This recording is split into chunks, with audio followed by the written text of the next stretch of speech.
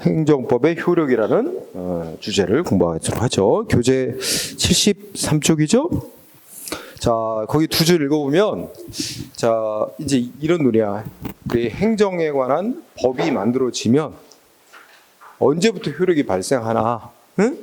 그리고 언제 효력이 없어지나, 누구한테까지 적용되나, 응? 어디까지, 지역적으로 어디까지 적용되나, 이런 얘기거든요. 근데 우리가 이제 그래서 그 중에 이제 제 시간적 효력이 제일 이제 중요한 부분인데, 시간적 효력에 이제 효력의 발생이 시작되지. 법 만들면 언제부터 효력이 발생? 응? 자, 우선 그냥 상식적으로 생각하면 대부분의 법은 뭐 국회에서 법률을 제정하건 대통령이 대통령령을 제정하건 법 만들면 맨 끝에 부칙이라 그래서 이 법은 언제부터 효력이 발생한다, 시행한다, 규정을 다 둬요. 그러면 99% 그렇게 규정해. 그러면 그 정해진 시점부터 효력이 발생하는 거야. 근데 만약에 법을 새로 만들었거나 개정을 했는데 이 개정된 법이 언제부터 효력이 생기는지 규정을 안 해놓는 경우가 있을 수 있잖아. 그럼 규정을 안 해놓으면 어떻게 할 거냐? 거기에 대해서 이제 법이 만들어져 있어. 그래서 거기 시행일 해가지고 동그라미 1번 시행일, 다른 말로 효력 발생일에 기억본이 있죠? 기억은 읽고 지나가는 거야. 응? 아, 여기 기억, 니은, 디귿 이렇게 있죠? 여기에 보면, 자, 기억은 우리가 상식적으로 첫째 끝에 뭐라고 돼 있지? 공포한 날부터 이 법 시행한다, 이렇게 정했으면 어떻게 한대? 그럼 공포한 날이 법 시행일이 되는 거야. 이거 뭐 상식적이죠? 행정기본법이란 법에서 명시했어. 니은, 여기 숫자 나오죠? 숫자 중시하세요. 자, 앞에서 또 읽어보죠. 법률이나 대통령령, 총령부령은 언제부터 효력이 생기다 하고 따로 규정이 있으면 그에 따르고, 특별한 규정이 없으면 언제부터? 공포한 날부터 20일. 응? 그 숫자 20일. 공포한 날부터 20일 지나면 효력이 생기는 거다. 우리가 니은은 법률, 대통령령, 총리령, 부령은 다 국가기관이 만드는 법이죠. 디귿, 지방자치단체에서 만드는 자치입법, 조례, 규칙도 특별한 규정이 없으면 공포한 날부터 20일. 그러니까 똑같죠. 20일. 근데 보통 이제 니은을 많이 내. 시험 문제에서. 응? 국가기관이 만든 법.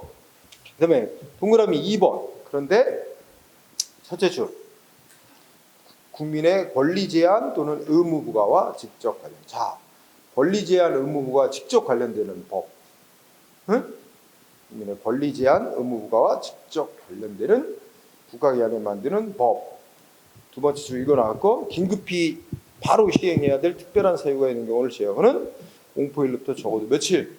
이것도 숫자 30일 관계합니다.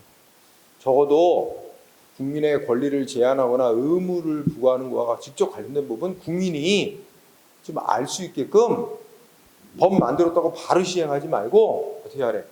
적어도 공포한 후 30일이 지난 뒤부터 시행이 되게끔 해라. 응? 30일의 유예기간을 둬라. 예를 들어서 우리 얼마 전에 말했지. 그죠? 뭐 횡단보도 우회전 할 때 응? 일단 멈추고 해라 하면 그런 거 같은 거 하려면 어떻게? 국민에게 의무를 부과하는 법, 도로교통법 규정하냐, 그지? 그런 거면 고치자마자 바로 적용하는 게 아니고 시행하는 게 아니고 저도 공포하고 30일 이상 한 3개월 지난 뒤부터 시행. 거기다가 또 어떻게 했어? 또 그래도 국민들이 몰라요. 모르니까 경찰이 또 이제 바로 단속은 안 하고 방송을 통해서도 알리고 일선에서 적발되면 이거 이제 바뀌었습니다. 이거 주의하세요. 본격적인 단속은 또 한 6개월 뒤부터 시행한다고 이런 식으로 많이 하죠. 자, 어쨌든 그 숫자 유효하고 그다음에 우리 읽다 보니까 공포라는 말이 나와서 공포란 뭐야? 동그라미 1번 공포란 국민에게 알리는 행위입니다. 읽고 지나가세요. 응? 국민에게 알리는 행위.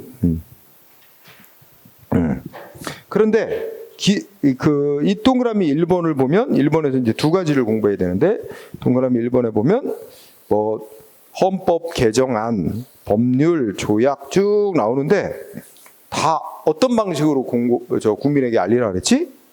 그게 중요한 거예요. 첫째 줄, 두 번째 줄 끝에 관보의 게재. 이제 관보란 말이 나왔지? 관보가 정부가 발행하는 신문이 있어요. 그걸 관보라 그래요. 응?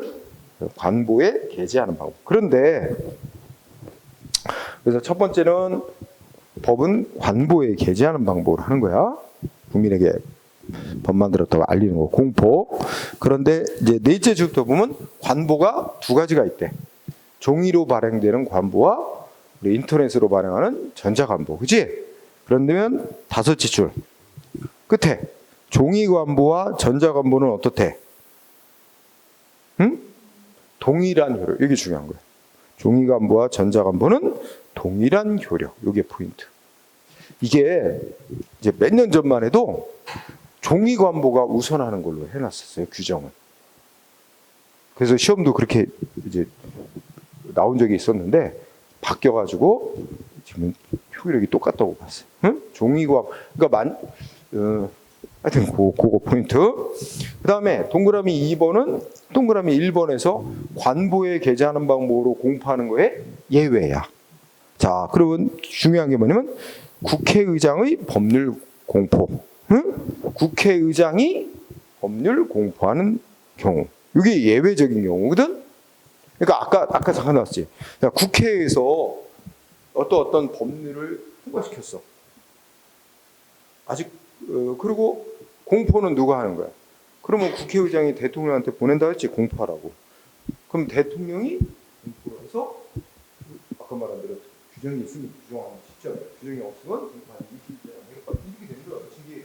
그런데 아까 같이 이런 경우 있단 말이야. 국회에서 법률을 통과시킨 다음에 대통령한테 공포하라 보는데 대통령이 그 찬성 못하겠다. 거부권 행사해서 거부해. 거부해서 다시 국회로 되돌려보내. 근데 국회에서 대통령 무슨 소리 가지고 다시 더 많은 국회의원들이 모여가지고 다시 통과시켜. 그걸 재의결해. 그 재의결해서 다시 대통령한테 보내. 공포하라고. 그런데 대통령이 이제는 다시 국회로 거부권 행사해서 되돌려보낼 수는 없고 대통령이 마음에 안 들면 공포를 안 하고 있어 그냥. 그래서 법이 정한 5일인가 국회로부터 이송받은 5일인가 공포를 안 하면 그러면 국회의장이 그때는 직접 공포를 할 수 있도록 하는 거야. 그게 이제 예외적인 경우나 이렇게 예외적으로 국회의장이 법률 공포는 우리 행정부, 정부가 발행하는 관보에 게재를 안 하고 어디다 안 돼? 서울시에서 발행되는 둘 이상의 일간 신문에 게재하는 방법인데 서울시에서 발행되는 둘 이상의 일간 신문. 네, 그렇게 정리. 그다음에 3번 우리 지방자치인데 우리 인천시 조례 같은 거, 인천시장이 제정한 인천시 규칙 같은 거, 조례 규칙도 같은 논리야. 조례 규칙 공포 방법. 지방자단체가 발행하는 신문. 여러분 인천시가 발행하는 신문이 있어요? 응? 이름은 지역마다 다 다를 거야. 구청에서 발행하는 신문도 있고, 그죠? 지방자단체에서 발행하는 공보에 게재하거나 방법. 이게 원칙이야. 공보라는 말이 이제 지자체가 발행하는 신문이야. 응?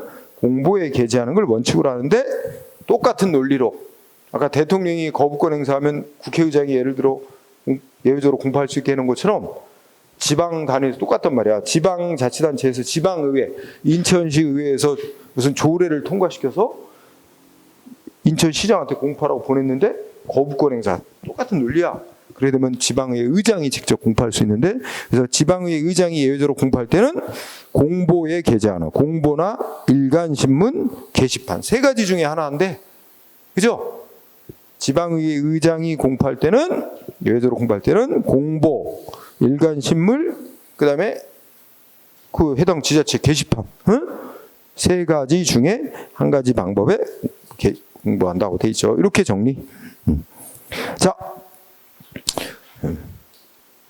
그 다음에 쌍가로 3번 다음 페이지 가서 공포일을 보자. 아까 그 규정 보면 뭐 공포한 날부터 20일이 지난 뒤부터 시작해요. 그럼 공포한 날이 언제냐? 그 시점을 따져야 그때부터 20일 계산하고 효력이 발생할 거 아니야? 법을 공포한 날이란 자 동그라미 1번 법 규정이 있어요. 공포한 날이란 첫째 줄 뭐라고 돼 있어요? 법령 등의 공포일은 해당 법령 등을 게재한 관보나 신문이 발행된 날. 아, 키워드. 공포한 날 이꼬로 어느 날로 규정되어 있는 거야? 발행된 날. 관보 또는 신문이 발행된 날. 거기까지는 법으로 정해놨어. 관보나 신문이 발행된 날 그 법의 내용을 실은. 그런데 문제는 법은 이렇게 발행된 날이라고 하는데 그럼 발행된 날이 언제야? 이거는 이제 해석이요. 분분해. 여러분은 어떻게 생각해요? 야, 관보도 신문이라고 하면 신문이 발행된 날을 언제로 잡아야 돼? 그 날짜 찍힌 날? 오전 0시? 찍힌 날은 오전 0시로부터 보냐? 근데 그렇게 볼 수도 있는데 그렇게 보면 또 국민들은 그 법의 내용을 알 수도 없는 시점이야. 인쇄소에서 인쇄 찍힌 그날 오전 0시인데, 그지? 아, 이런 것도 불합리하다. 왜냐면 국민한테 유리한 법은 빨리 적용되는 게 좋지만 불리한 법은 늦게 적용되는 게 좋잖아. 그러니까 이제 이런 게 논란이 될 수 있어요. 그래서 어쨌든 그 발행된 날을 어느 시점으로 볼 거냐 둘러싸고 뭐 인쇄가 끝난 시점, 신문에 뭐 저 날짜 그날 오전 0시라고 해석해야 된다는 견해 등등등 있는데 결론 우리 많은 학자들과 우리 대법원 판례는 국민이 그 법의 내용이 실린 신문을 볼 수 있게 된 최초 가능한 시점으로 잡지. 그래서 여기 1번 끝에 견해 드립이 있는데 뭐래? 도달주의 입장에서 자 키워드는 최초 구독 가능 시점으로 보자는 거야. 응? 그러니까 국민에게 그 정부가 발행한 신문이 보급이 돼서 국민이 볼 수 있게 된 최초의 가능 시점, 이때를 그 신문이 발행된 날로 보고 그 시점부터 20일을 계산하는 거예요. 응? 그래서 자 키워드는 발행된 날이고, 그지? 발행된 날의 의미에 대해서는 최초 구독 가능 시점, 응? 국민이 보려면 볼 수 있게 된 최초 가능 시점. 자 이렇게 정리하고 2번은 또 역시 조례 규칙도 공보나 신문이 발행된 날 또는 게시판에 게재했으면 게시판에 게시된다고 하는데 이건 믿고 지나가. 응?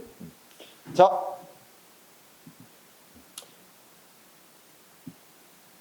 그 다음에 밑에 판례가 나와 있는데 특별한 건 없어. 1번을 보면 그게 최초 구독 가능 시점을 가리키는 표현입니다. 그죠? 빨리 그냥 눈을 봐, 이거 봐. 자, 관보에 게재된 날이라 함은 관보에 인쇄된 발행 일자를 말하는 게 아니라 그 정부가 발행한 신문이 보급소에 발송 배포되어 이를 일반 국민들이 열람 내지 구독할 수 있는 상태에 놓이게 된 최초의 시기를 뜻한다. 바로 우리 아까 말한 최초 구독 가능 시설을 나타내는 한결문이에요. 지나가고 그 다음에 우리 이제 두 번째 2번에 가면 소급표 금지 원칙과 왜 그랬지? 그러면 소급표라는 말을 이해합시다. 자, 그러니까 이제 어떤 새 법을 만들거나 이게 신법이라고 하죠. 새로 법을 만들었어. 그리고 이때가 새 법이 시행되기로 된 날이야. 적용되기로 된 날. 이때부터 적용되는 거야. 근데 문제는 이 새 법을 만들면서 이 새 법이 시행되기로 한 날 이전에 과거에 생겨난 일에 대해서도 새 법을 적용하는 거 있잖아. 과거에 생긴 일에까지 새 법을 적용하는 걸 소급 적용한다. 소급표를 인정한다 이래. 소급이라는 게 거슬러 올라가는 걸 뜻한단 말이야. 그렇지? 근데 이것도 두 가지가 있어. 하나는 뭐냐면 이 새 법이 시행되기 전에 이미 다 과거에 끝나버린 일, 과거에 다 완성됐대. 과거에 끝난 일에다가 새 법을 적용하는 걸 진정소급이라고 하고, 자, 과거에 시작이 됐는데 아직 끝난 일이 아니야. 새 법 시행될 때까지 끝난 일이 아니고 과거에 시작이 돼서 계속 진행이 되고 있어. 현재까지도 새 법 시행할 때까지도 과거에서 계속 진행 중인 일. 이런 일에다가 또 새 법을 적용하는 문제를 부진정 소급이라고 그래. 둘로 나눈단 말이야. 우선 소급이란 새 법 시행일 이전에까지 거슬러 올라가서 적용하도록 하는 걸 소급 적용, 소급표, 그런 법을 제정하는 걸 소급 입법을 한다 그러고. 응? 근데 키워드는 다 소급이 중요한 단어지, 그지? 그래서 소급 이해할 거야, 그지? 그러면 거기 두 줄 있고, 진정 소급이 있고 부진정 소급이 있다 이렇게 설명이 있고, 밑에 진정 소급의 동그라미 1번 키워드. 자, 진정 소급이란 어쩌고 저쩌고 설명하는데 키워드 어디야? 응? 이미 종결된 사항, 그지? 또는 종결이라고도 하고, 이미 완성된 사안, 이미 끝난 일, 과거에 이미 끝난 일에 대해서 새 법을 소급해서 적용하는 걸 진정소급이라고 그래. 그런데 가만히 생각해보자. 그러니까 여기도 뭐가 깔려 있냐면, 자, 새 법을 만들어서 이거 생각해봐. 특히 이제 국민한테 불리한 법이 때문에 거야. 지금 무슨 국민을 뭘 위반했다고 뭐 벌 주는 그런 거 아니? 법 없어. 그래서 국민은 자유롭게 행동을 해. 그런데 갑자기 한 달 뒤에 법이 만들어지더니 한 달 전에 이 법 위반행위까지 처벌한대. 국민 어때? 황당하잖아. 그거는 기존에 그 처벌한 법 없으니까 기존의 법 상태를 신뢰하고 행동한 거 아니야. 그럼 나중에 불리하게 처벌하는 법을 이렇게 소급해서 만들, 이건 안 되는 거예요, 원칙이지. 바로 이 신뢰 보호, 국민의 과거의 법 상태는 신뢰를 보호해야 돼. 응? 그래서 이제 근데 반대로 얘기하면 국민한테 이익되는 건 어떻게 돼? 국민에게 이익 주는 건 과거에 거슬러 올라가서 이익 주면 더 좋아해. 그죠? 네. 그래서 특히 문제가 되는 건 이제 국민에게 불리한 내용의 법, 응? 일때 문제가 되고, 이제 그래서 우선 진정수급에서 두 가지 공부한다. 진정수급은 이미 새 법이 시행되기 전에 이미 과거에 종결된 일에다 새 법 적용하는 걸 말하는 거다. 동그라미 이건 원칙이 뭐야? 허용 안 되는 거야. 금지. 응? 우리가 아까 배운 신뢰보호 원칙, 그리고 국가와 국민 사이에 법과 관련된 생활의 법적 안정성 확보 이런 것 때문에 원칙 금지. 동그라미 2번. 그치? 첫째 끝에 원칙적으로 금지. 단. 셋째 끝에 예외적으로 허용. 그래서 이제 예외적으로 어느 때 허용되나 알아둬야 됩니다. 응? 자, 이거 밑에 보면 우리 행정기본법도 명문화 해놨어요. 그래서 읽어보자. 같이. 행정기본법은 워낙 나올 때마다 다 꼼꼼히 공부돼. 자, 새로운 법은 그 법에 어떻게 적용해라. 특별한 규정이 있는 경우를 제외하고는 그 새 법이 효력이 발생하기 전에 완성 내지 종결된 사실관계 내지 법, 이미 과거에 새 법 시행 전에 완성 내지 종결된 관계에 대해서는 적용하면 안 된다 돼 있지. 진정소급 금지를 원칙으로 해놓은 거야. 그 원칙으로 해놓고 어떻게 해놨어요? 예외도 있어요. 어느 때는 가능하대. 어느 때는 가능하대. 행정기본법에 보면. 그치? 첫째 끝에 특별한 규정이 있는 경우는 예외로 한다는 거지. 그치? 그렇지? 자, 그 다음에 오른쪽 가보자. 부진정소급. 그럼 똑같은 논리를 공부하는 거야. 부진정소급은 새법 시행이 이전에 과거에 시작이 됐기는 했는데 새법 시행될 때까지 끝나지 않은 일이야. 계속 진행되고 있는 일. 그래서 키워드는 동그라미 1번에 뭐죠? 첫째 끝에 계속 진행 중. 그치? 계속 진행 중인 사안이지? 이게 키워드야. 여기에 대해서 새법을 적용하는 걸 말해요. 응? 이걸 부진정소급이라고 부르고, 동그라미 2번. 부진정소급은 원칙이 뭐야? 허용이야. 원칙이 허용되는 거로 봐. 응?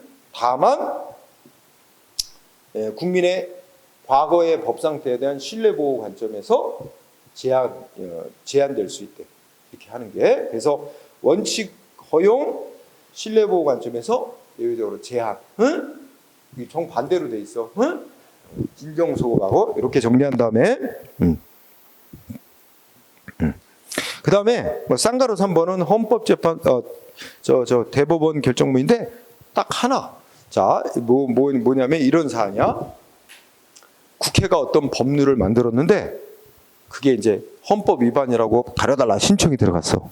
그래서 헌법재판소가 이 법률은 헌법에 위반된다. 그래서 이 법률 규정, 법률 전체가 아니고 법률의 일부 규정이 위헌이다. 해서 이제 위헌으로 결정 나오면 그 법률은 효력이 없어지는 거, 무효화 되는 거야. 그러면서 헌법재판소가 뭐라냐면 이 법률을 이렇게 헌법에 맞게 언제까지 고쳐라 이랬단 말이야. 그러면 헌법재판소 결정에 따라서 국회는 법률을 개정을 해야 돼. 그래서 국회에서 법률을 개정을 했어.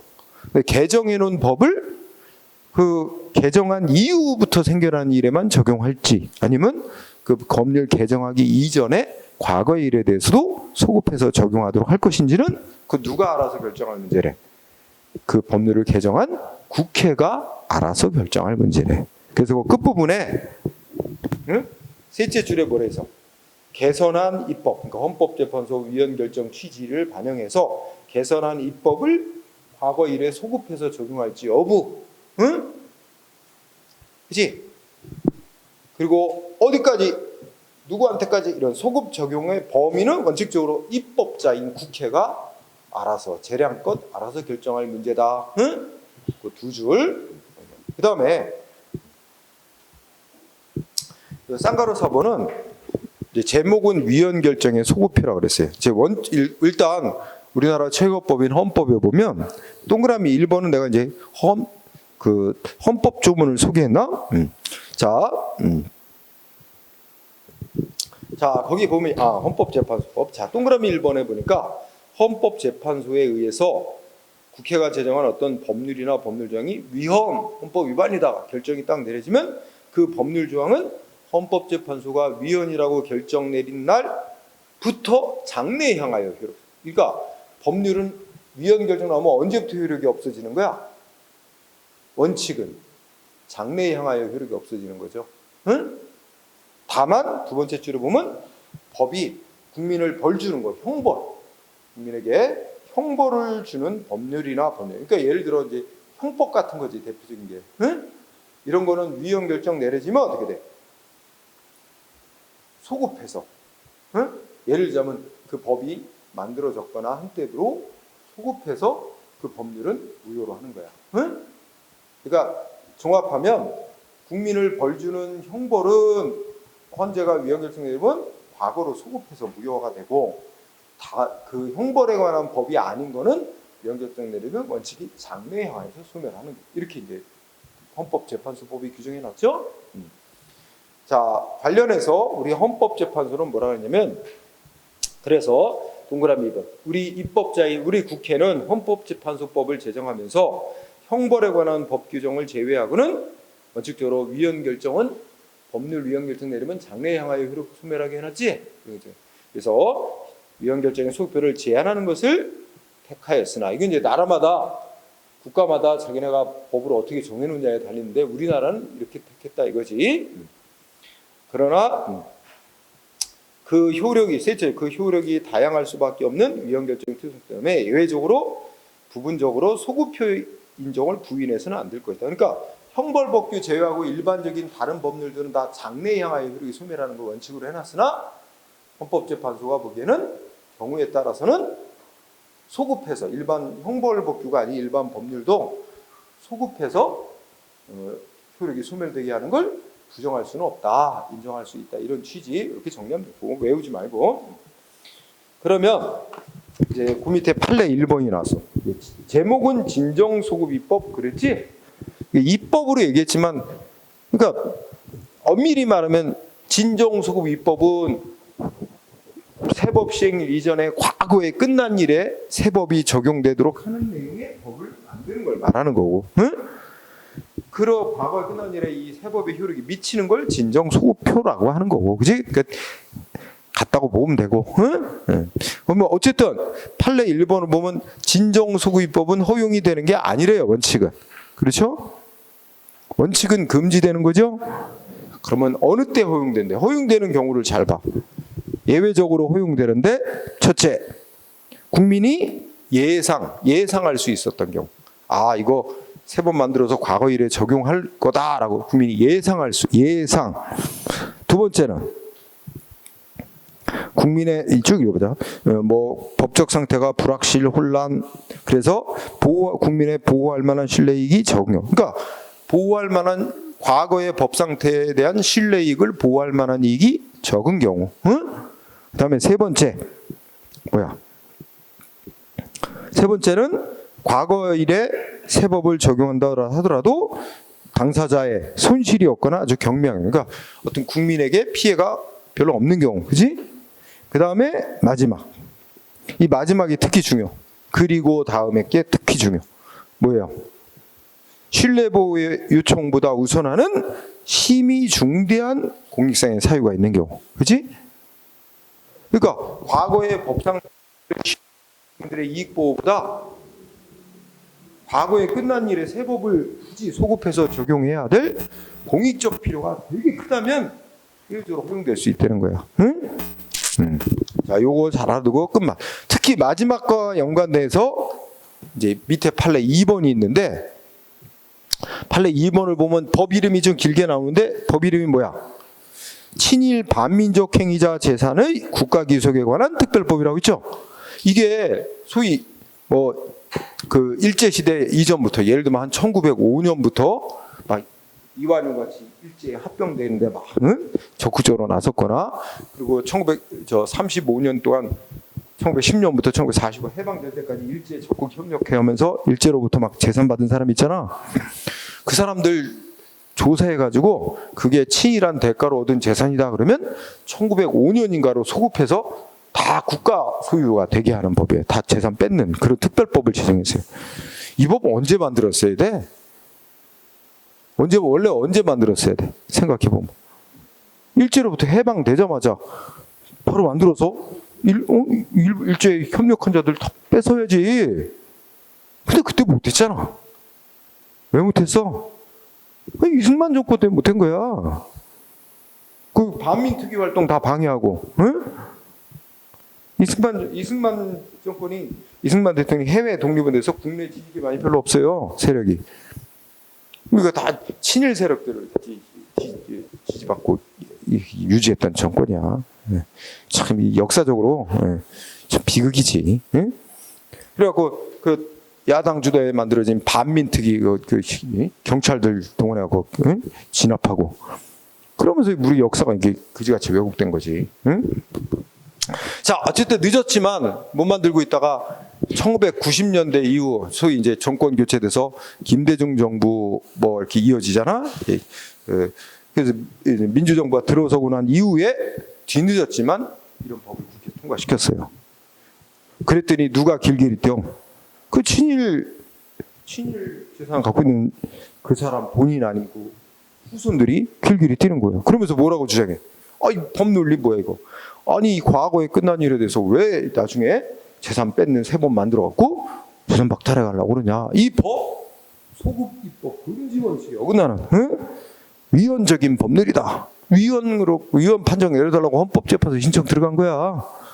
자, 이 법 과거에 끝난 일에 세법 만들어서 불리하게 적용하는 진정소급 입법인 거 맞아. 그래서 그거 밝히고 있지, 이번에도 보면. 하여튼 끝에 진정소급입법에 해당. 그럼 우리가 배운 논리 1번에서 진정소급입법이면 원칙적으로 금지지만 예외적으로 허용되는 건데, 예외적으로 허용되는 사유 중에 두 가지가 있대. 두 가지 해당돼. 첫째, 국민이 예상할 수 있었던 일이래. 당사자들이 당연히, 아니 일제로부터 해방되니까 일제에 적극 협력된 자들 다 도망갔어. 다 숨었어. 다 처벌됐고 재산 뺏길 거 알아서. 근데 좀 지나니까 이제 이승만 정권 들어서 다 슬슬 겨나와서 또 대한민국을 여태까지 좌지우지 해오는 거 아니야, 그 사람들 세력이.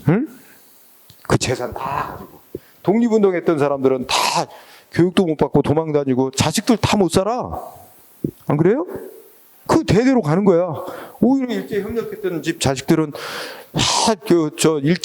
일본에 유학 가고 뭐 가서 교육 많이 받고 계속 고관대작 하는 거잖아. 재산 다 그대로 가지고. 이게 우리 역사 진짜 잘못된 거지. 하여튼 그래서 진정소급 입법인데 예외적으로 예상 가능했던 일이었고, 그죠? 원래 만들었어야 되는 거야. 바로 예상할 수 있었던 일이고. 그다음에 아니 나라 팔아먹는 대가로 얻은 재산 국가 재산권으로 보호해줘야 돼? 말도 안 되는 거지. 오히려 민족 정기를 배반한, 이런 민족을 배반한 이런 사람들 당연히 재산 몰수해야 돼. 친일한 대가로 얻은 재산 이거 환수해야 될 공익적 필요성이 훨씬 크다. 그런 이유로 이거는 위헌 아니다. 합헌 결정 난 거죠. 두 가지 이유로. 자, 2번도 1, 2번 같이 잘 보세요.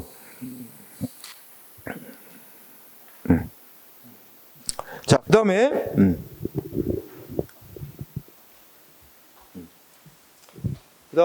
뭐 특별한 건 없고 4번 판례 볼까요? 4번. 4번은 자, 앞에 보니까 국민한테 유리한 내용의 세법이래. 그지? 그 국민한테 유리한 내용의 세법을 과거에 끝난 일에 소급해서 적용하도록 할 거냐, 아니면 세법 시행일 이후부터 생겨난 일에 대해서만 적용하고 소급시키지 않을 거냐는 누가 결정할 문제야? 응? 응? 입법자에게 보다 광범위한 재량이 주어진다는 거야. 응? 외우지 말고 한번 읽고 지나가세요. 자, 그 다음에 부진정 소급입법. 자, 1번 중요합니다. 부진정 소급입법. 거기에 무슨 단어 나오죠? 셋째 줄 써놨지? 응? 그러니까 앞에서 보면 원래 소급입법 금지 원칙은 뭐 세금이나 부담금 등 예를 들면 국민한테 의무를 부과하는 그런 내용의 세법을, 응? 그 세법을 소급해서 적용해서 부과하지 않는다는 걸 원칙으로 말한다, 이렇게 얘기하면서 셋째 줄, 과거부터 시작돼서 계속된 사실, 과거부터 시작돼서 계속된 사실, 이게 중요한 단어지. 여기서 계속됐다는 건 아까도 얘기했지만 세법 시행일 이전에 시작이 돼서 세법 시행일까지 계속 진행 중이란 말이야. 응? 계속되고 있는 사실에 대해서 새로운 법을 적용하는 것은 소급입법 금지 원칙에 저촉, 즉 위반되지 않는다.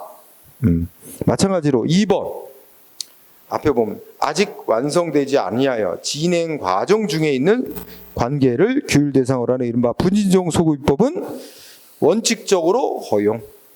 다만 과거에 시작된 시점까지 소급해서 적용해야 될 공익상의 필요성, 그리고 그 과거 법 상태를 믿고 있는 국민의 신뢰보호 요청 사이의 이익 비교 과정에서 국민의 신뢰보호해야 할 필요성이 더 크다면 그때는 제한이 될 수도 있다. 그런 원칙은 허용되지만 과거 법 상태에 대한 국민의 신뢰보호 관점에서 제한이 될 수도 있다. 우리 아까 이미 읽었던 거 확인하는 겁니다. 그 다음에 또 밑에 내려오면 이제 소급 적용 금지 원칙과 예외, 그런데 동일한 논리들이 나와 있으니까 별건 없고. 자, 3번 판례 중요합니다. 자, 3번의 시작머리가 뭐냐면 행정처분은 이렇게 나오죠. 행정처분은, 이거는 이제 우리가 계속 앞으로 많이 공부해야 할 거예요. 행정처분은 법 집행 조치라고 생각하면 돼요. 그냥 가장 쉽게는.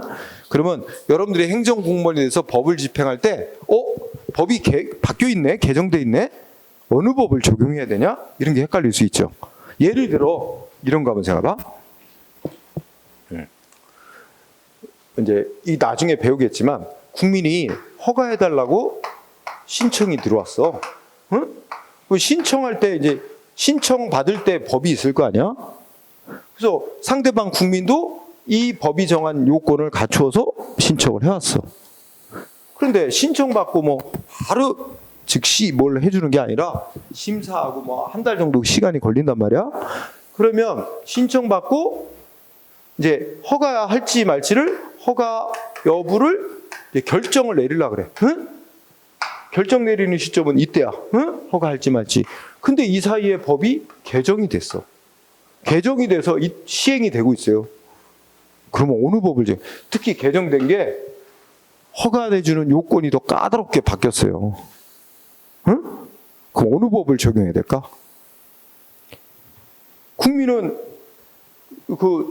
바뀌기 전에 기존의 법을 보고 법이 정한 기준에 맞게 신청을 한 거란 말이야. 그런데 법이 개정돼서 행정기관은 허가 여부를 결정을 해야 되는데 결정할 당시에는 바뀐 법이 시행되고 있고, 그럼 바뀐 법을 적용하면 이 사람은 허가 요건을 못 갖춘 게 돼. 허가를 거부해야 맞는 거고, 그지? 근데 국민은 기존에 바뀌기 전에 법을 신뢰하고 이제 신청을 한 거니까 국민의 신뢰 보호 생각하면 신청할 당시에 이 당시에 법을 기준으로 해서 이 사람이 요건 갖춘 거니까 허가를 내줘야 될 것 같고, 그렇지? 어느 법을 따라, 이런 게 현실에서 이제 대두되는 문제지. 그런 거에 대해서. 자, 그래서 2번. 그런데 원칙은 여기 해답이 있다. 3번의 판례에서 원칙은 어느 법을 따르는 게 원칙이래. 이렇게 된 경우 원칙은 어느 법에 따르는 게 원칙이래. 허가 같은 게 행정처분의 한 종류거든. 법 집행 조치. 뭐 따로 특별히 정함이 있거나 그렇지 않는 한 법에서 이런 경우도 있어요. 개정을 하면서 법을 개정하면서 이 개정된 법 시행 이전에 허가 신청된 사안은 뭐야? 신청 당시에 법을 적용해라 이런 규정을 둘 수도 있어요. 그래 규정이 있으면 그에 따르면 돼. 근데 규정이 없으면 어떻게 되냐 이거지, 그렇지? 그래서 거기 3번 행정처분은 법이 개정된 경우에도 어느 법을 적용해라 특별히 경과 규정에서 따로 정하기 없는 한 어느 때 법을 적용하는 게 원칙이래. 이게 처분 당시가 중요해요. 처분 당시니까 행정기관이 허가 여부 결정 내릴 당시의 법. 개정된 법을 적용하는 게 원칙이래. 신청 당시가 아니고 개정된 당시의 법을 적용하는 게 원칙이 돼. 응? 자, 그게 또 시험에 잘 나오는 건데 나중에 이제 주로 배우게 되고. 그다음에 두 번째 줄부터 개정된 법이 과거 일을 적용 대상으로 하면서 국민의 재산권과 관련해 종전보다 불리한 효과를 규정하고 있더라도 그러한 사실 내지 법률 관계가 개정된 법이 시행되기 이전에 완성 종결된 것이 여기 중요한 힌트가 있다. 과거의 일이 개정된 법이 시행되기 전에 완성 내지 종결된 경우가 아니래요. 이게 중요한 힌트지. 그럼 뭐야? 과거에 시작된 일이 계속 진행 중이란 말이야. 완성 종결되지 않았어요. 그럼 머릿속에 뭐가 떠올라야 돼? 이거 그럼 부진정 소급이야. 과거의 새 법을 과거 일에도 소급 적용하도록 하는데 이미 끝난 일 아니란 말이야. 그래서 한번 부진정 소급을 얘기하는 거고, 부진정 소급이라면 우리가 논리 어떻게 원칙이 허용이다. 응? 다만 이제 국민의 신뢰 보호의 필요성이 워낙 크다면 그때는 제한될 수 있지만 원칙이 허용된다. 그렇기 때문에 과거에 새 법 시행되기 전에 이미 완성 내지 종결된 것이 아니라면 과거에 시작된 일에 개정된 새 법을 적용하더라도 헌법이 금지하고 있는 소급 입법에 의한 재산권 침해라고 할 수는 없다. 이거 원칙 허용이라는 얘기입니다. 응? 그거 잘 공부해야 되고요. 그 다음에 4번하고 5번이 같은 논리야. 응? 같은 논리. 4, 5, 6 다 같이 묶어서 같은 논리라고 공부하시면 돼요. 4, 5, 6. 자, 77쪽에 4번 보도록 합니다. 77쪽에 4번을 보면, 자, 여러분 세금 종류도 일시에, 그러니까 무슨 사안이 생기면 그때 이제 일시적으로 세금 부과하는 게 있지. 예를 들면 뭐가 있을까? 무슨 재산을 상속을 시켜준다 그러면 그런 일이 있을 때마다 상속세 언제까지 납부해야 되고 이런 거잖아. 그런데 이제 세금 종류 중에는 개인 같은 소득세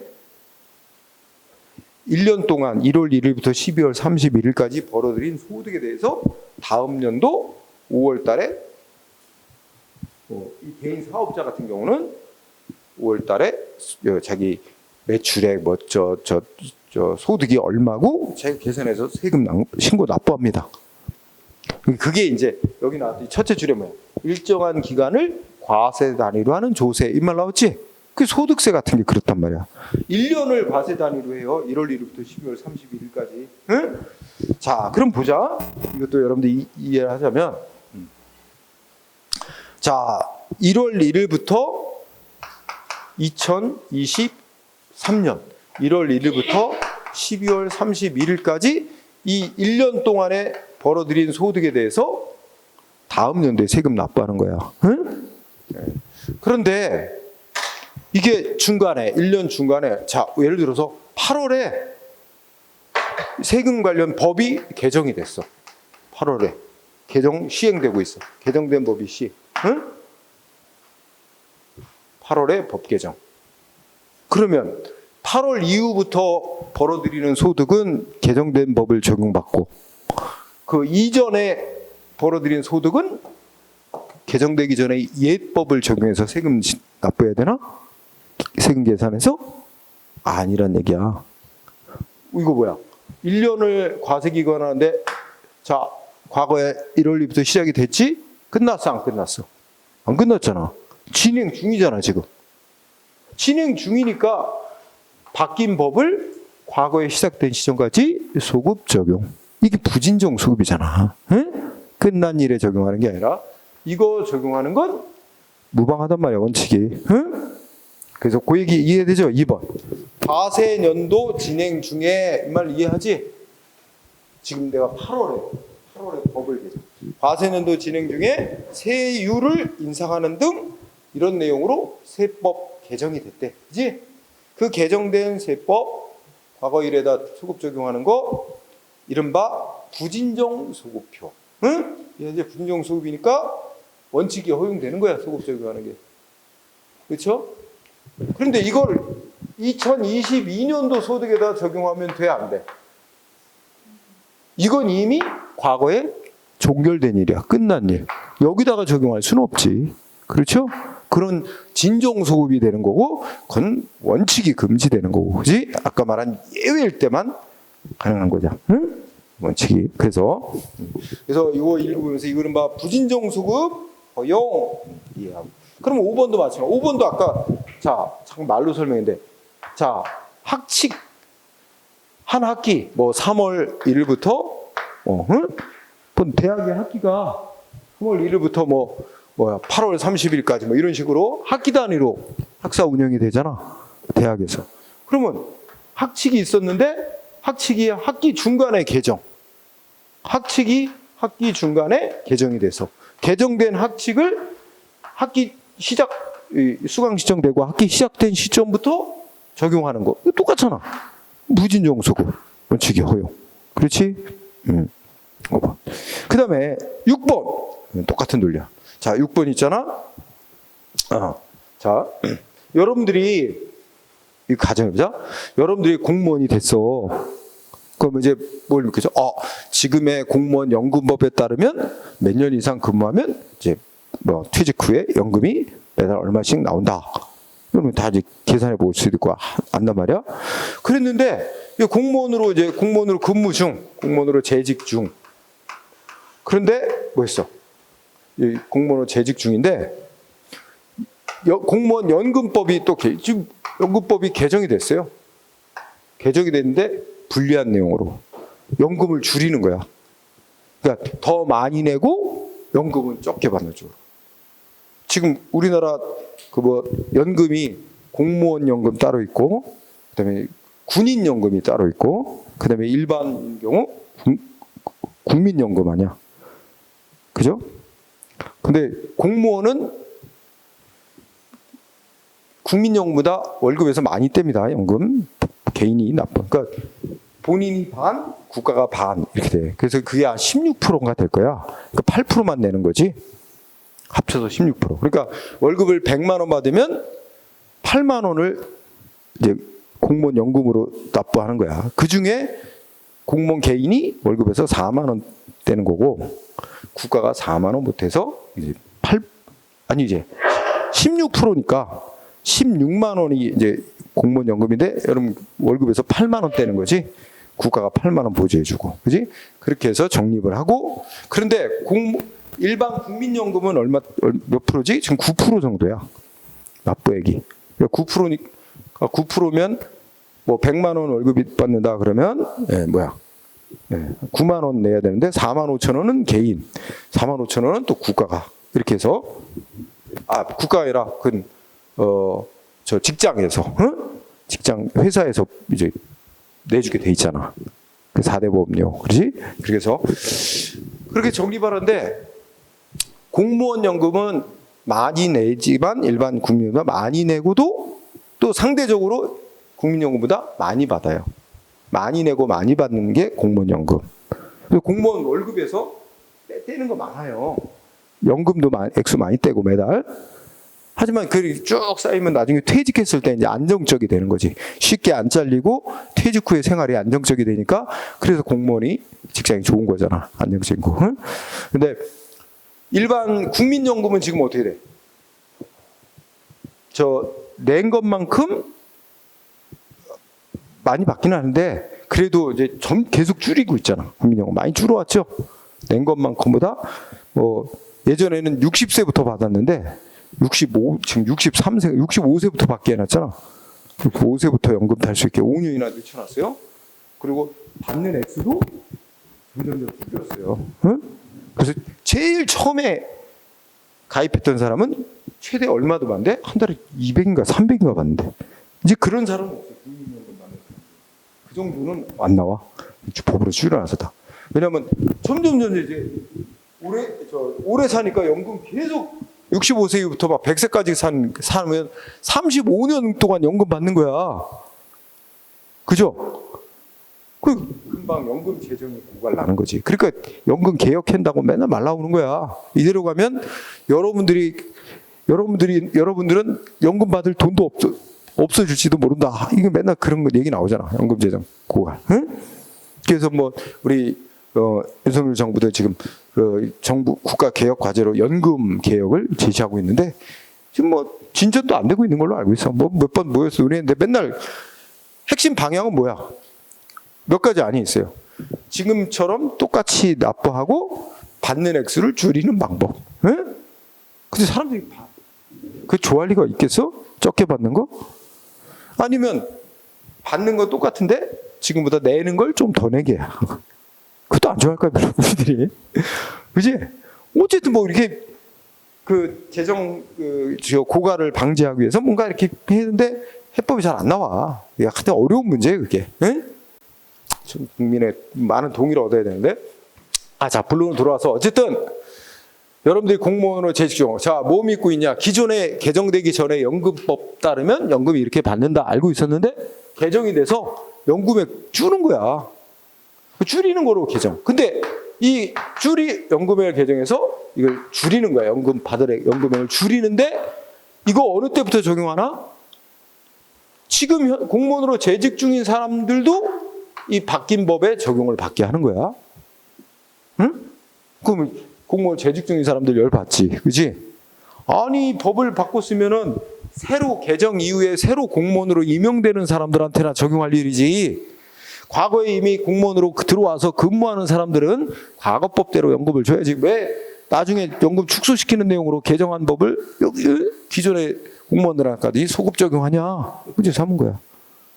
근데 이길 수가 없지. 논리가 어때 이거?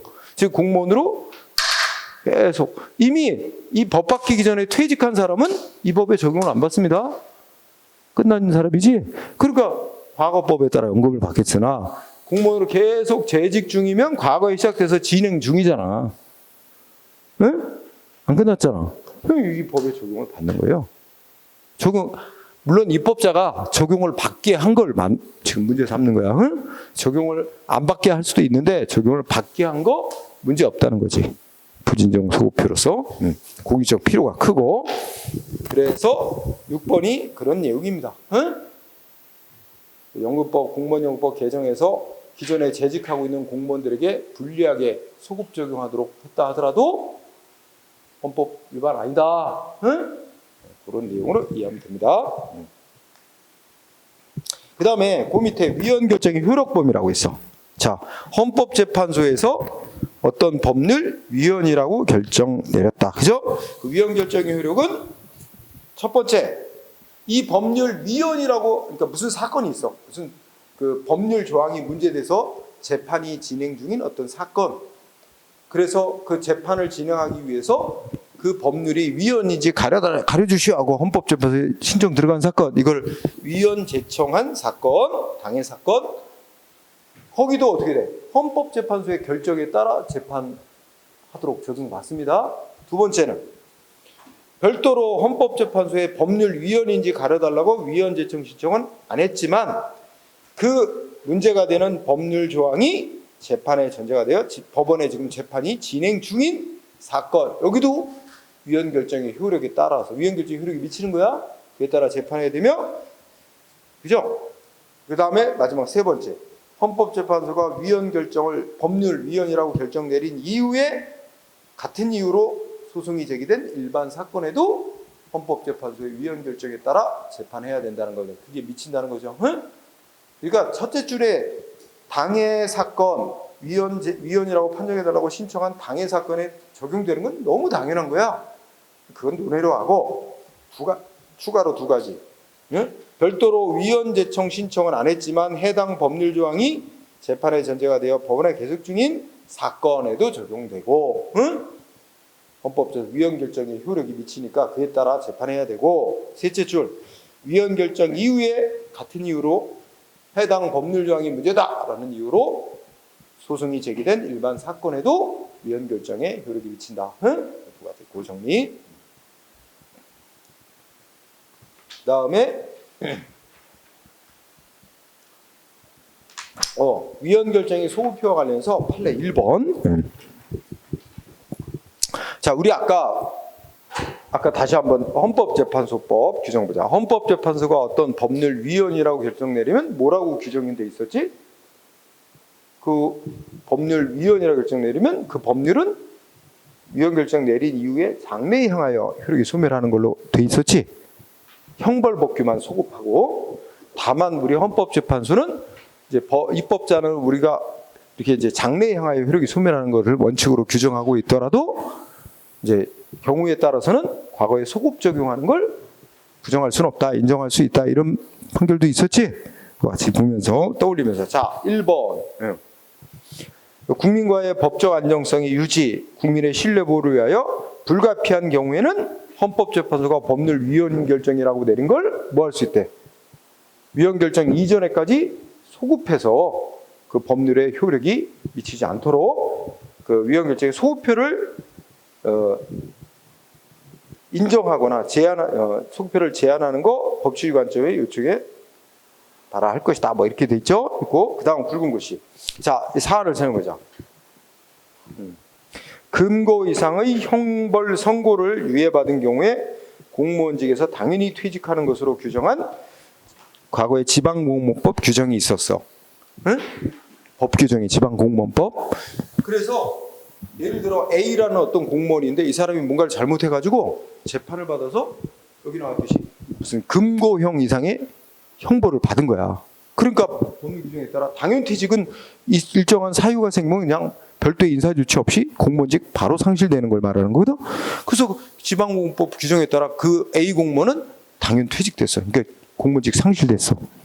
그리고 한 3년이 지났다고 치자. 몇 년이 지난 뒤에 이 누군가가 그 법 규정을 문제 삼은 거야. 그래갖고 헌법재판소에 이거 헌법 위반하는 규정이라고 판정해달라고 신청했는데 위헌 결정이 나온 거야. 그 법률 헌법 위반이다. 위헌. 그러면 그 규정을 적용받아 퇴직했던 A 공무원만 억울하잖아. 그죠? 그래서 뒤늦게 문제 삼은 거야. 그래서 이 공무원 뭐야? 야, 나는 억울하게 그 법률이 위헌이라고 결정이 몇 년 뒤에 났지만 그 잘못된 법률 규정에 따라 나는 퇴직됐다. 그러니 자기 뭐 해달래? 복직시켜달래. 공무원직 복직시켜달래. 응? 그럼 여기서 이제 이 갈등이 나요. 이 공무원을 복직을 시킴으로써 뭐야? 그 공무원 개인의 이익을 구제해야 될 필요성. 응? 결과적으로는 잘못된 법에 의해서 퇴직된 거잖아. 응? 그 필요성. 또 하나는 이 사람 이제 그 법이 시행되던 때 퇴직이 됐고, 그래서 다른 사람 다 이제 그 자리 인사 이동되고 다 막 이루어져 왔는데, 응? 그래서 어떤 그 사이에 이루어져 온 일의 어떤 법적인 안정성, 행정의 계속성 이런 것 해서 이거를 허용하지 말아야 될, 그 소급표를 인정하지 말아야 될, 그러니까 그 위헌 결정 이후에만 구제되는 적용되는 하고 위헌 결정 이전 나오기 이전에 벌어진 일에 대해서는 효력을 영향을 안 주는 걸로 이렇게 함으로써 행정의 계속성, 뭐 법적 안정성을 유지해갈 필요성하고 비교해 볼 때 뭐가 더 크다? 응? 그 개인의 이익 퇴직했던 개인의 이익 구제보다 뭐 행정의 안정성 뭐 이런 게 더 중요하다고 봤어요. 그래서 이거 복직을 허용 안 한 것이 위법 아니다 이런 결정이에요. 그래서 이 판례 공부할 때는 반대로 나오는 경우가 있어서 읽어보면 다음 페이지에 뭐가 더 우월하다 그랬어요? 응? 법적 안정성, 그죠? 법적 안정성과 신뢰 보호의 요청. 그다음에 그 페이지 78쪽에서 두 번째 줄. 퇴직 공무원의 권리 구제. 이거하고 이익 비교한 거야. 근데 뭐가 더 우월? 응?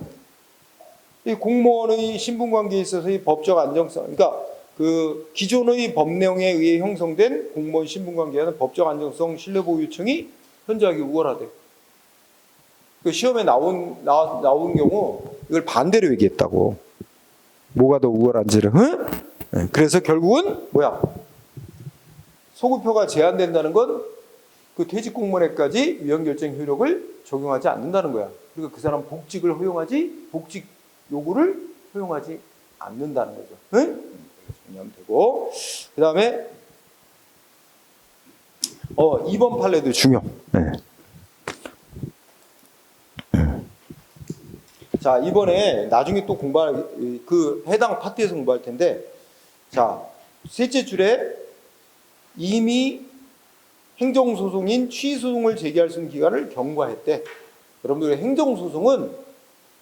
행정소송으로서 뭔가 행정기관이 한 조치 취소다로 소송하려면, 예를 들어서 영업정지 조치를 받았는데 영업정지가 위법하다고 생각되면 자기한테 위법한 영업정지 조치가 있었다는 걸 아는 날부터 90일이라는 소송하게 돼 있어요. 기간이 딱 박혀 있어요. 정해져 있어. 기간 넘어버리면 아무리 위법한 조치를 받았더라도 소송 못해요. 소송을 제기해봐야 법원이 요건 못 갖췄다 해서 거부해버려요. 재판 안 해줘요. 응? 이제 그런 게 거기 나와 있는데 확정력이라는 건데 더 세부적으로는 불가쟁력이라고 합니다. 확정력 중에. 그래서 이미 법이 정한 소송 기간을 지나버려서 더 이상 소송으로 다툴 수 없게 불가쟁력이 발생한 처분의 경우에는 그 행정처분과 관련된 법률 위헌결정 나왔더라도 그 위헌결정이 효력이 미치지 않는다고 본 겁니다. 이미 소송기간 놓쳐서 위헌결정 나왔으니까 위헌결정 법률, 자기한테 불이익한 처분한 근거법률 위헌이다 주장하면서 자기한테 행해진 처분 취소해달라고 소송하는 게 허용될 수 없대. 이미 소송기간이 지나버린 이상에. 응? 하여튼 나중에 또 해당 파트 가서 공부하기로 하고 일단 체크해 놓으세요. 자, 여기까지가 시험의 중요한 부분. 나머지 이제 간단간단해. 효력의 소멸 부자. 법은 여기 별로 논점이 없습니다. 법은 만들어지면 영원히 가는 건 아니고 효력이 언젠가는 소멸될 텐데, 효력이 소멸되는 사유는 뭐가 있을까? 대표적으로 예를 들어서 대통령이 어떤 뭐뭐뭐뭐에 관한 대통령령 만들었다가 필요 없다 그러면 대통령이 이 법 몇 월 며칠자로 폐지한다 그럼 끝나는 거야. 명시적으로 폐지시키는 방법이 있죠. 응? 또 이런 것도 있어. 법을 효력을 폐지시키는데 명시적으로 폐지하는 것도 있고, 대통령령 만들어 놓고 기존의 법 그냥 내버려 둔 채 그와 내용이 어긋나는 새로운 대통령령 또 만들어. 그러면 어떻게 돼? 효력이 같은 법 간에는 충돌하면, 내용이 충돌하면 신법이 우선한다고 배웠잖아. 그러면 실질적으로 구법은 폐지된 거나 마찬가지야. 신법에 따라야 되니까. 그런 경우를 묵시적 폐지라고도 불러. 그러니까 법은 효력이 폐지돼서 없어지는 경우도 있는데 명시적으로 폐지되는 경우가 많지만 묵시적으로 폐지되는 경우도 있고요. 여러 가지 이유로 법이 효력이 소멸합니다. 어떤 경우도 있어. 우리 국회가 만든 법률은 헌법재판소가 위헌결정 내리면 효력이 폐지돼요. 없어져요. 헌법재판 위헌결정. 그 다음에 우리 대통령이 만든 법, 대통령령, 총리가 만든 법, 장관이 만든 부령, 이런 거는 대법원이 판정해요. 대법원이 판정하기를 이거는 헌법과 법률에 위반되는 대통령령이다. 그러면 무효가 되는 거예요. 효력이 소멸되는 거죠. 그러니까 헌법재판소나 대법원에 의해서 위헌 위법이라고 판정이 내려지면 효력이 소멸하죠. 다양한 사유들이 있어요. 응? 그리고 이런 것도 있지. 어떤 법은 만들면서 이 법은 2025년 12월 31일까지만 시행한다. 애초에 이렇게 정해놓고 만드는 거예요. 이런 법을 한시법이라 그래. 효력이 인정되는 시기를 딱 못 박아놓고 시행하는 법. 그치? 그러면 별도의 아무 조치 없어도 정해진 시기 2025년 12월 31일 딱 자정 지나면 자정되면 바로 효력 상실하는 거야. 자동으로. 그런 한시법이 드물게 있을 수 있고, 대부분은 한시법으로 해놓지는 않으니까 명시적으로 폐지시키거나 이렇게 하지. 그래서 별 논점은 없어요. 시험은 그냥 읽고 지나가세요. 그리고 판례 중에 1번만 잘 보세요. 1번만. 1번에 보면 거기 셋째 줄에 뭐라 그랬지? 자, 굵은 글씨로. 자, 개정된 법률이 전문 개정이라고 해서 전문 개정, 그죠? 이 전문 개정이라는 건 법 규정에 뭐 제1조, 2조 막 이렇게 있는데 거의 전부가 개정됐다는 거예요. 법 규정에 거의 법률 규정에 거의 전부 대부분이 개정된 경우를 또 전문 개정이에요. 응? 그러면 이게 법률의 이제 형태를 보면 이제 무슨 법률 해놓고 제1조 이 법 왜 만드는지 목적을 밝혀놔요. 목적, 제1조 목적, 제2조 이 법률에서 사용하는 용어는 무슨 뜻이다 하면서 뭐는 뭘 의미한다, 뭘 의미한다. 제3조 적용 범위 뭐 이거 적용한다. 대부분 거의 틀이. 그다음에 뭐 본론 쭉 나가고 법 몇 조 다 끝난 다음에 맨 끝에 가면 부칙이라는 또 제목 달고 보통 부칙 제1조 이런 데 가면 이 법은 시행일 언제로 한다. 뭐 이런 거 정해놔. 그죠? 그래서 여기 보면 그리고 이 개정된 법률은 뭐 어느 사안에는 적용하지 아니한다. 뭐 이런 식으로 이제 이런 것 규정해 놓는 부분이 부칙의 경과 규정이라는 거야. 응? 그래서 읽어보면 자 어떤 법률이 전문 개정일 때는 말은 개정이라고 하는데 실제로는 뭐와 다를 바 없이 보는 거야. 말은 개정이라고 하지만 실제로는 기존의 법을 폐지시키고 완전히 새로운 법을 제정한 것과 다를 바가 없다. 응? 이럴 때는 그 개정되기 전의 법률에 그 딸려있던 부칙의 규정도 어떻게 된대? 전부 다 같이 효력이 소멸하는 걸로 봐야 된대. 응? 그래서 전문 개정일 때는 부칙 규정도 모두 소멸, 응? 효력 소멸. 그런데 그래서 그게 포인트야. 전문 개정일 때 한해서는 그 법률에 딸려있던 부칙 개정도 같이 다 효력이 소멸하는 걸로 봐야 옳다. 응? 그죠? 전문 개정. 자, 그 다음에 지역적 효력과 대의적 효력 이제 딱 간단해. 자, 원칙을 얘기해보자. 지역적 효력. 자, 우선 우리가 상식 법을 누가 만드느냐에 따라서 우리 국회, 우리 헌법이야 당연히 전국에 효력이 미치는 거고, 그죠? 그 다음에 국회에서 어떤 법률 만든다? 국회도 국가기관. 그 다음에 대통령, 장관도 국가기관. 국가기관이 만드는 법은 전국에 다 효력이 다 발생하는 거예요, 원칙적으로. 그죠? 그리고 인천시 지방자치단체인 인천시에서 제정하는 조례 규칙은 어디에 적용되는 거야? 인천시 관할 구역 내에서만 적용되는 거죠. 그죠? 그렇죠? 저 서울 사는 사람도 인천에 오면 인천시에서는 인천시법을 따라야 됩니다. 인천시법 적용되는 거야. 응? 인천시 관할구역에서. 그런데 각각 다 예외가 있어요. 뭐 국가기관인 국회나 대통령, 장관이 만든 법은 원칙은 전국에 효력이 미치는 거지만 예외적으로 만들 때부터 특정 지역에만 효력이 미치게끔 하는 법 만들기도 합니다. 대표적인 예를 들면 뭐 세종시 특별법, 제주도 무슨 국제도시 특별법 이런 거 만들어서 제주도만 적용되는 거죠. 여러분 외국인이 우리나라에 소위 비자라고 하지 입국 비자 없이 입국할 수 있는 유일한 곳이 제주도야. 우리 관광객 유치를 위해서 제주도는 우리 저 외무부 장관의 비자 없이도 외국인 방문했어요. 그래서 이것도 어떤 통로로도 악용되고 있어. 악용되는 사례. 외국인이 뭐 아프리카 사람이든 뭐 동남아 사람이든 외국인이 관광한다고 와요. 그러고는 어떻게 돼? 살아서 불법 입국하는 거야. 불법 입국해서 이 불법 노동자 돈 벌라고. 응? 근데 그게 그냥 노동자로서 돈 버는 거면 뭐 범죄 하려고 온다 그러고 이 골치 아픈 거지. 그거에 대한 비판도 있어요. 그래서 관광객 유치해서 비자 없이도 그냥 자유롭게 30일까지는 관광 자유롭게 즐길 수 있어. 비행기 타고. 그렇게 해놨어 제주도. 응? 그런 것처럼 특정 국가기관이 만든 법도 특정 지역에만 적용되는 법 만들 수도 있고 또 반대도 있다. 지방자치단체가 만든 조례, 규칙 같은 자치법이 해당 지자체만 아니라 다른 지방자치단체까지 적용되는 그런 법도 있을 수 있어요. 예외적으로. 예를 들자면 자 인천시도 좋은 데 많은데 인천시가 저기 충청남도 태안에다가 무슨 인천시 공무원 연수원 무슨 인천 뭐 학생 연수 이런 거 지을 수 있어. 거기 땅 사고 건물 지을 수 있어. 태안에 가면 그거 많더라고. 전국에 무슨 다른 뭐 기관들 무슨 연수원들 많더라고. 뭐 어떻게 돼? 그거 누구 거야? 인천시 거야. 그 인천시가 거기서 땅 사고 건물 지어놓고 그거 운영에 관한 조례라는 걸 인천시가 만들겠지. 그럼 그 인천시가 만든 조례가 태안에 있는 시설에 적용되는 거야. 자기네 자치단체 관할구역 밖에까지 효력이 미치는 거야. 그지? 그래서 각각 그 얘기야. 간단하게 지역적 효력 원칙. 법을 제정하는 기관이 국가기관이면 전국에 효력이 있는 거고 원칙이. 응?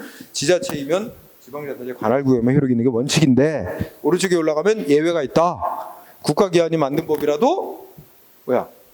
특정 지역에만 적용되는 법이 있을 수 있고, 응? 지자체가 만든 법이라도 지자체 관할구역을 넘어서 적용되는 법도 있을 수 있다. 뭐 간단한 거야. 응? 적극적으로. 그리고 지역적으로 우리나라 법은 우리나라 영토 안에 다 적용되는 게 원칙인데 우리 영토 안에 있는 지역이지만 우리 법이 적용 안 되는 지역도 국제법적으로 있어. 외국 대사관 구역내라든지 미군 부대 시설 구역내라든지 우리나라 법 적용 안 됩니다. 국제 조약에 의해서. 응? 그런 예외적인 것도 있죠. 여기는 한번 읽으면 다 되는 거야. 그 다음에 사람에 대한 효력, 대인적 효력이라서 상가를 일본의 원칙 보면 두 개 단어 나와. 하나는 속지주의, 하나는 속인주의. 속지주의는 지가 우리 영토를 말해. 그러니까 뭐야? 우리나라 영토 안에 들어와 있는 사람은 다 우리 법의 적용을 받는 거야. 그게 속지주의. 그러니까 아까도 얘기했지만 인천시 구역 내에 들어와 있는 사람은 인천시가 제정한 조례 규칙의 적용을 받는 거야. 응? 자, 그래서 그게 속지주의야. 그래서 우리나라는 속지주의를 원칙으로 택하고 있어요. 대부분 나라가 다 그래요. 다만 이건 어때 그러면? 우리나라 사람인데 외국에 나갔어. 저기 저 동남아 갔다든지 뭐 미국에 갔어. 그 우리 법 따라다니면서 적용될까 안 될까? 우리 한국 사람이 미국 갔어. 우리 법 따라다녀 안 따라다녀?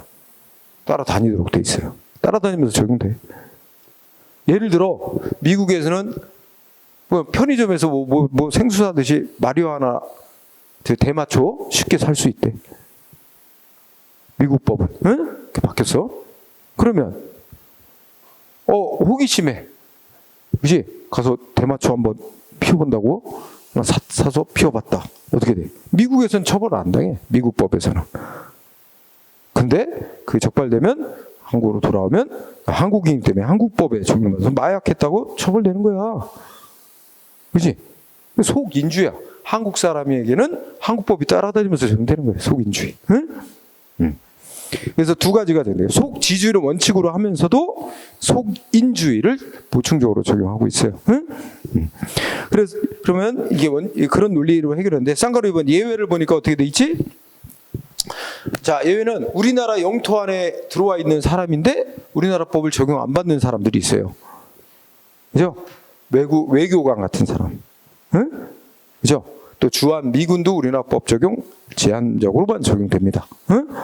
그래서 국제 조약 같은 거에 의해서 외교관이라든지 우리나라를 방문한 외교사절, 외교관, 또 주한 미군 이런 사람에게는 우리 법이 적용 안 되고 있습니다. 우리나라 영토 안에 있지만. 그리고 우리나라 스스로가 법에서 우리나라 법 만들고 외국인에게는 우리나라 국민하고 다르게 적용하도록 법 만드는 경우도 있어요. 응? 네, 그 외국인에게는 다르게 적용되도록 하는 거 그런 것도 있습니다. 특별한 건 없어요. 네. 그 밑에 판례가 둘이 있는데 이건 뭐 시험에 자주 나오는 건 아니고 그냥 간단하게 설명만 들었고 끝냅니다. 1번은 뭐냐면 거기에 1번 판례에서 영주권 나오지. 영주권. 외울 거 아니야. 시험에 잘 안 내. 헌법에서는 좀 내는 것 같은데 헌법 과목에서는 이 행정법 과목에서 잘 안 내더라고. 영주권은 여러분들 국적, 우리나라 개념으로 되면 국적이야? 미국에서 영주권 얻었다 그러면 미국 국민 된 거야? 아니에요. 우리나라는 대한민국 국적, 이렇게 국적이라고 말 쓰고 미국은 시민권자, 시민권이라고 그러죠.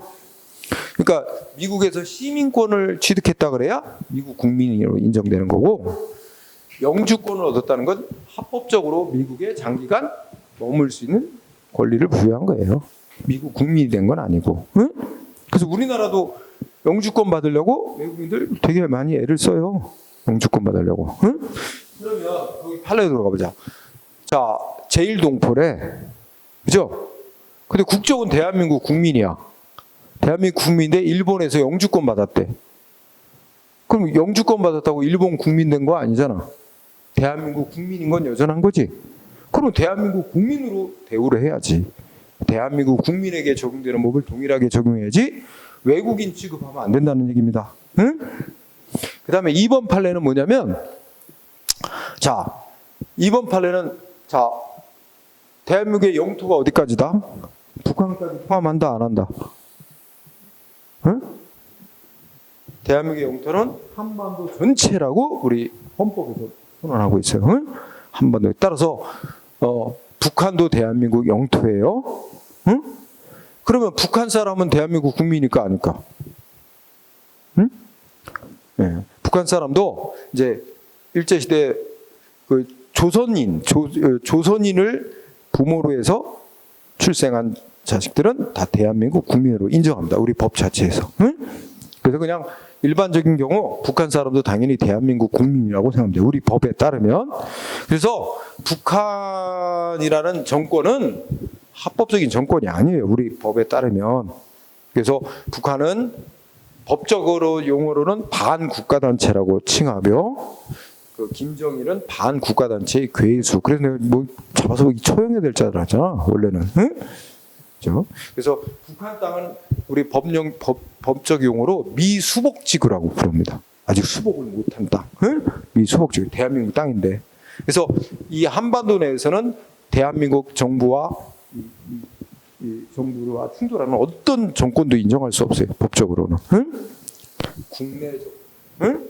네, 국제법적으로는 북한도 뭐 유엔에 가입했고 별도의 독립된 국가로 취급되고 하지만 우리 국내적으로는 전혀 인정되지 않습니다. 자, 어쨌든 2번 보면 뭘 알아야 돼? 이번에 외울 건 아니지만 북한이라는 그 국가가 인정되는 것도 아니며, 그죠? 북한 주민 당연히 대한민국 국민이죠. 근데 이 북한 주민이 어떻게 됐대? 뭐 북한 정부로부터 무슨 뭐 우리나라처럼 뭐 해외 국민증 뭐 예를 들면 뭐 여권 같은 거 받아가지고 중국으로 가서 뭐 어떻게 해가지고 다시 남한 대한민국 정부로 넘어왔다는 거지. 그러면 그게 북한이 발행한 여권 뭐 해외 국민증을 여권을 받아서 뭐 중국에 머물고 뭐 중국에서 뭐 또 받아갖고 이렇게 왔다. 그런 거는 그 사람이 본래 그 조선인 부모로부터 태어난 이상 우리 법에서 당연히 대한민국 국민으로 인정되는 거지, 그런 거는 대한민국 국민으로 인정되는데 하등 아무런 영향을 주는 게 아니라는 게 판결이지. 그렇지? 응? 응. 그래서 거기 북한 국적 이게 법적으로 인정돼요? 북한 국적이라는 거 우리 법적으로 아무 의미가 없는 거야. 북한 국적을 취득, 중국 여권을 소지하고 입국, 뭐야, 그죠? 네. 북한 해외 국민증을 북한 대사로부터 받고 뭐 이런 거 다 아무 법적으로 의미가 없는 거야. 그 사람이 대한민국 국민으로 인정되는 데는 아무런 제한을 영향을 줄 수가 없다. 그지? 자, 여기까지 오늘 공부했고 10분 쉬었다가 문제 연습을 해보도록 하겠습니다. 응? 네.